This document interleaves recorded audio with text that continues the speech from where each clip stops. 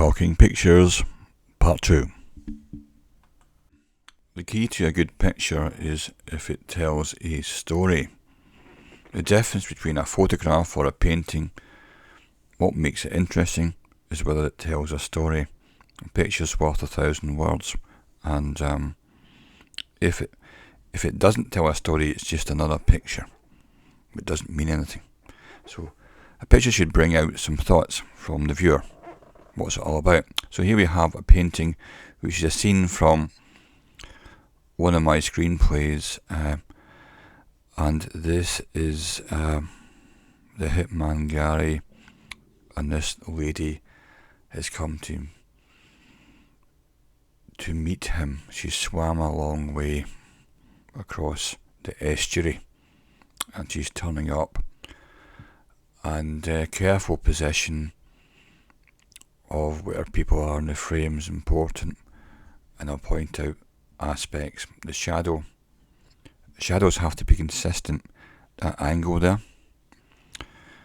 so which means we have a light source over here producing the shadow there, so we have to have a consistent angle here, the shadow on the girl, and he's standing in these shots with a manly broadish shoulder stance, relaxed arms, head slightly tilted forward because he's keen, and the beautiful lady emerges. This is important, she's emerging from the water in a provocative kind of manner, and we can see this by her shape. She's definitely a woman with shaped hips. He's, in contrast, straight. So we're developing the contrast, male and female, and she's got a very confident posture but relaxed, head straight, and this is a very tranquil scene here, and there's partial light, which means there's broken clouds, so the light's coming through at different parts, and other bits are a bit more in shadow, and we have nice soft reflections here reflecting the landscape. So this is interesting that he's looking this way, but she's looking straight ahead, and this is part of her confidence to be at this point a bit more detached and looking straight ahead. He's looking straight at, she's not making eye contact back. This is what Gary was doing out here. He'd hired a remote cottage to hide from the world, as there was a lot of people after him, and he's doing some evening fishing. So again, we're getting a very strong shadow here under the boat, and nice angles on the fishing rod and the twine or wire, and the sun just a bit overexposed and just dipping behind the pine trees here.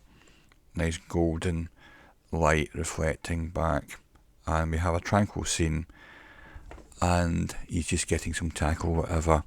He might even be having he might even have a can of beer in there and a little cooler. So this is an idyllic fishing holiday, but there's a background to this story. So what makes a good picture is where everyone's positioned, and he's sitting pretty much at the golden section, the golden point. In this one, John is a downtrodden man, and he's on a train. So what I'm indicating here, how you can put people's thoughts across.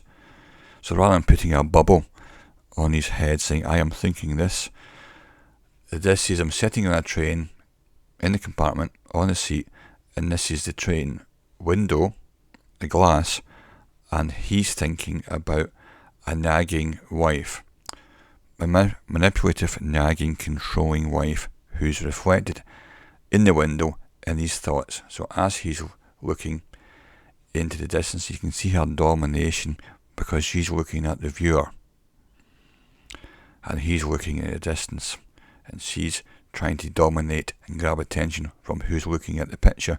So she's the strong-willed, dominant personality, and he's the reflective one here. His head's very slightly back, and he's relaxed enough to loosen his tie.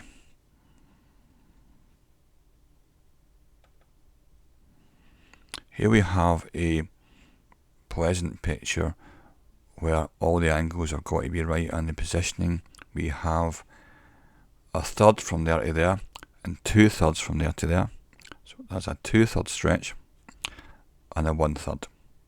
And she's right on that golden section point where the third, a third intersection at that point. And that's where you put often the most dominant part of the image. And we have this fantastic smooth water.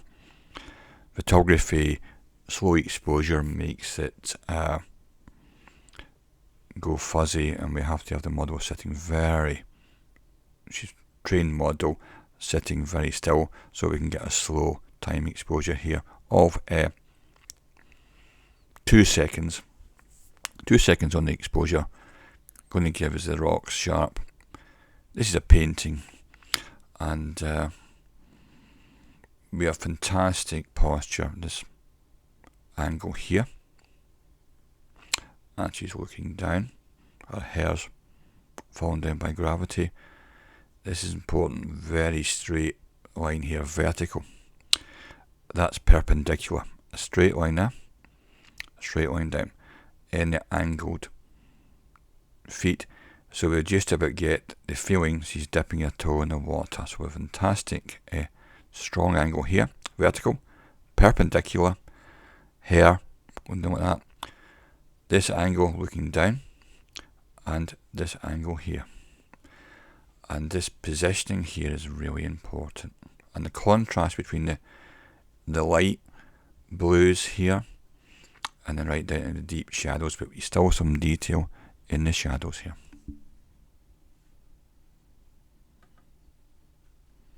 In this sketch, it's a vivid sketch taken from a scene of Mirabelle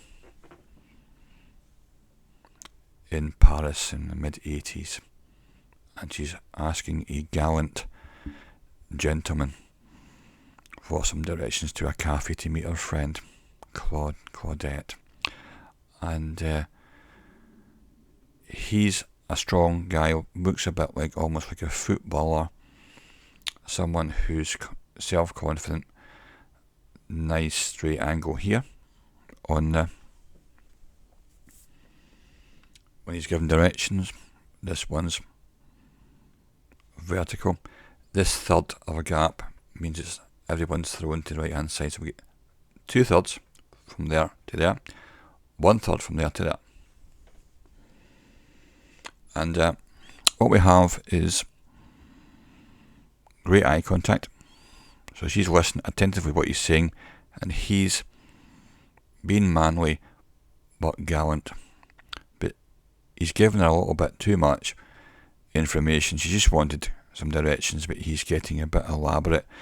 This guy's nosing in now, and he thinks he can do better, and he's taller, perhaps stronger than this guy, so there's a bit of competition going on here, and he's got a swayed angle, slightly distant, but his head's tilting towards them like this, so we can run a line like that, and he's nosing in. He thinks he can do better, and he wants to help the lady because he's now competing with this bloke, so he thinks he's got a better way of helping the lady with directions, and they end up starting to compete with each other and start arguing with each other, and she walks away none the wiser. And what we have is a car in the background and incredibly bright sunshine busting through, so that we get the idea that it's midsummer Paris, mid-80s. Different colours on the jackets, and her light colour makes her stand out. Separation is important. We need to separate people from the background so they don't merge in.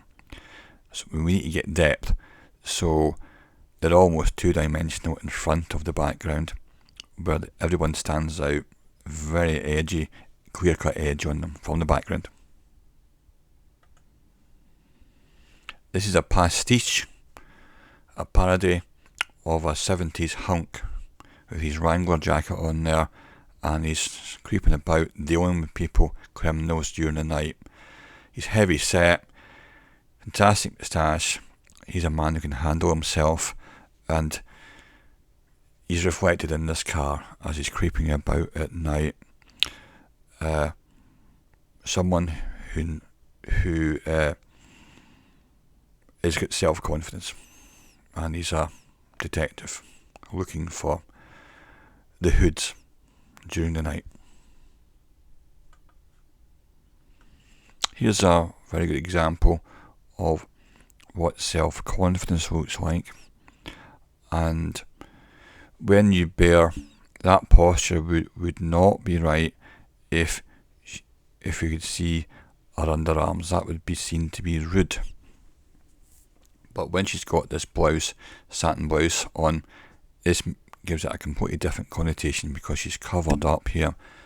Fantastic way that this angle goes like this and draws you right round the circle, and her skin tone is matching these tones, these golden silvery tones, and so is her hair.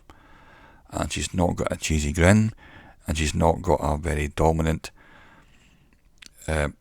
challenging look. She's got a soft, confident look on her face, and this is a woman who can dress with style and flair. So you can put neckerchiefs and elaborations and accessories to pull her waist in. This is someone who exudes etiquette, poshness, and someone who we aspire to, someone who's classy.